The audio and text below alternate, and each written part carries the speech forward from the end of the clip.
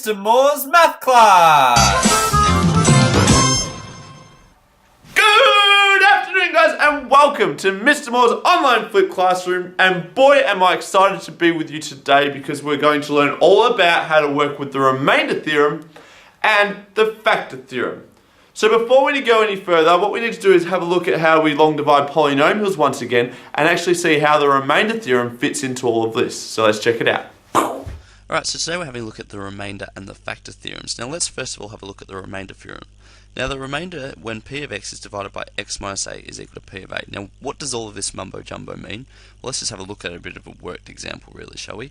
So let's just say we're going to look for the quotient and the remainder when we divide x cubed minus 7x squared minus 2x plus 4. We're going to divide that by x minus 3. Alright, so let's go through and do that just using long division. So x cubed divided by x is going to get us x squared. I multiply now, so I get x cubed. X squared times negative 3 is negative 3x squared. I subtract. So subtract that there is going to get me 0. Negative 7x squared minus negative 3x squared is going to get me negative 4x squared. Drag this one down, gets me negative 2x. Now I divide, so I go negative 4x squared divided by x is going to get me negative 4x. Negative 4x times x squared is negative 4x squared. Negative 4x times negative 3 is positive 12x.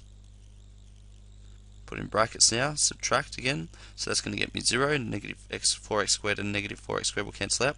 So you get negative 2x minus positive 12x, so that's going to be negative 14x.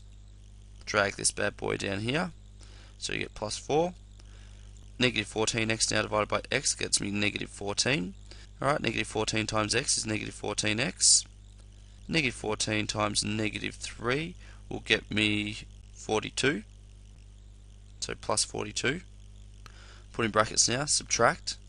So negative 14x minus negative 14x, well that will cancel each other out. And you got 4 minus 42, well that's going to end up getting me negative 38.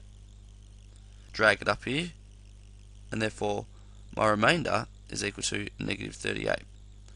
Alright, so now I can find my remainder. Well, the remainder theorem says this. I could skip all of that work and just figure it out straight away by saying if I've got p of x is equal to x cubed minus 7x squared minus 2x plus 4. So if I want to find out the remainder when I divide this by x minus 3, what I can do is I can use the opposite of the x minus 3, so that is the plus 3 here. So I can just substitute in p of 3 to find out what my remainder will be. So I'll just substitute that in, so I get 3 cubed minus 7, 3 squared minus 2 times 3 plus 4. Alright, 3 cubed is 27, 3 squared is 9, so minus 7 times 9, minus 2 times 3 is negative 6, plus 4. And that gets me 27 minus 7 times 9 is 63, minus 6 plus 4. Now what I get is 27 minus 63, well that's going to be equal to negative 36, minus 6 plus 4. That therefore gets me negative 36 minus 6 is negative 42, plus 4 is negative 38. Oh wait a second, what you can see here is that I've actually got the same answer of negative 38 as what my remainder was. So therefore what we do is we substitute in the opposite sign of what you're dividing it by, put into p of x, so you make it p of 3 for example, go through and simplify, and then you'll end up getting what the actual remainder is when you divide it by x minus 3. And this applies to all of the questions along this line. So if I wanted to find out what the remainder is when I divide it by x minus 4, what I would do is I'd just substitute in positive 4 into p of x. If I wanted to find out what the remainder was when I divided by x plus 5, I just substitute in negative 5 because it's the opposite of the positive 5. So I substitute in negative 5 into p of x, and that will tell me the remainder. Wow, that does make life interesting because I no longer need to go through and fully long divide the polynomial in order to be able to find out the remainder. All I need to do is go through, find out the opposite sign to the number, substitute this new number into the polynomial, and this gives us our remainder. So why is this relevant to us? Well, in the very next lesson, you're going to be asked to factorize polynomials. And in order to be able to do that, you need to understand how the factor theorem works. So let's check out a little bit of an explanation on how this happens. Let's go. So having a look at the factor theorem now, it says if p of a is equal to 0, then x minus a is a factor of p of x. Now once again, what does this mumbo jumbo mean? Well, let's have a quick look using a worked example. So what I'm going to do is I'm going to divide x cubed minus 5x squared minus 2x plus 24 by x plus 2. So let's go through and use long division to do this now. So x cubed divided by x is x squared times x is x cubed, x squared times 2 gets me plus 2x squared. Now I go through and subtract, so the x cubes are going to cancel each other out. Negative 5x squared minus positive 2x squared is going to be negative 7x squared, and I drag this bad boy here down to here, so 2 minus 2x. Go through and divide again, so I go negative 7x squared divided by x gets me negative 7x. Multiply now, so negative 7x times x is negative 7x squared. Negative 7x times 2 is negative 14x.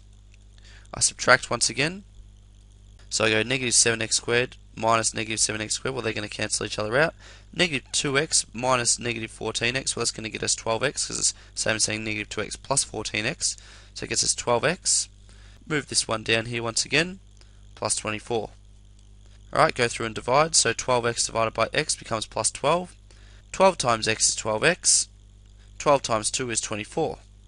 Put brackets around, subtract, so 12x minus 12x, they'll cancel each other out, and 24 minus 24, well they'll also cancel each other out, leaving us with a remainder of 0. Now what this means is if there's a remainder of 0, it's actually a factor.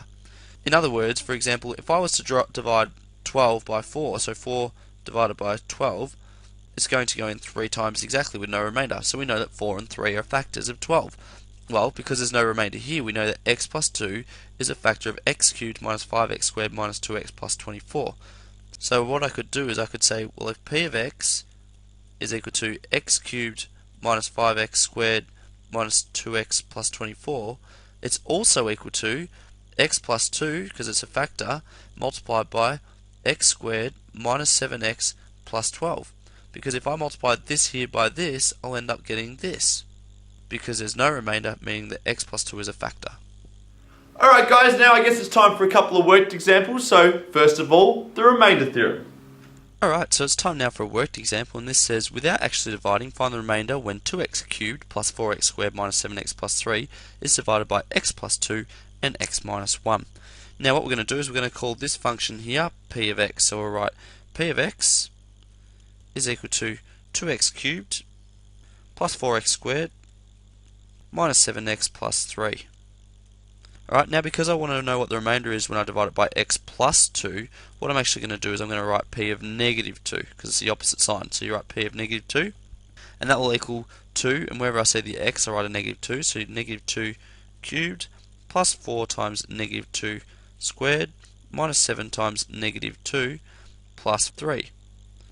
Going through and simplifying now, so you go 2 times negative 2 cubed is negative 8, plus 4 times negative 2 squared is 4, minus 7 times negative 2, well that's going to be positive 14, because the two negatives become a positive, plus 3.